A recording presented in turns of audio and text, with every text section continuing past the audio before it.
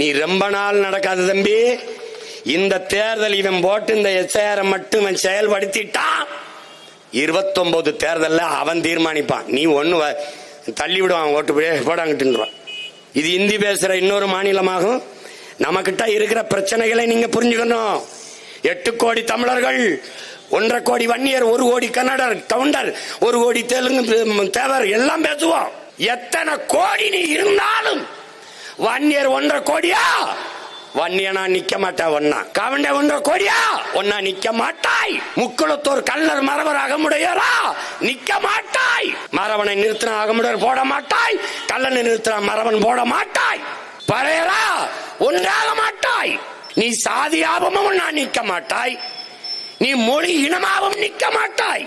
எப்படி உனக்கு வலிமை வரும்? ஆனால் அவன் 1.5 கோடி வட இந்தியன் என்றால் நீ தமிழ் என்று ஒரே மொழியில் ஒன்றாகவில்லை. அவன் இந்தி என்று ஒரே மொழியில் ஒன்னா நின்றுவான். நீ நான் சொல்றதை நீ நம்பல, நிக்கிறானா இல்லையா பொறுத்திருந்து பார், நிப்பான்.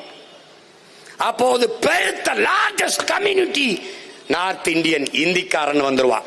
நீ அப்ப வன்னியனும் பேச முடியாது, கவுண்டனும் பேச முடியாது, தேவரனும் பேச முடியாது, பறையனும் பேச முடியாது, நாடாரு, செட்டியாரு, தேவேந்திரர் ஓஹோ தள்ளி போன்றுவான். அந்த கரும வேற நமக்கு வர மாட்டேங்குது, ஏதோ பேச்சு விட்டு போயிடுவான். இதெல்லாம் கவனத்துல வச்சுக்கிட்டு வேலை செய். அவன் தொலைச்சிட்டான், முடிச்சுட்டான். நீ ஒன்னும் இல்லை உனக்கு.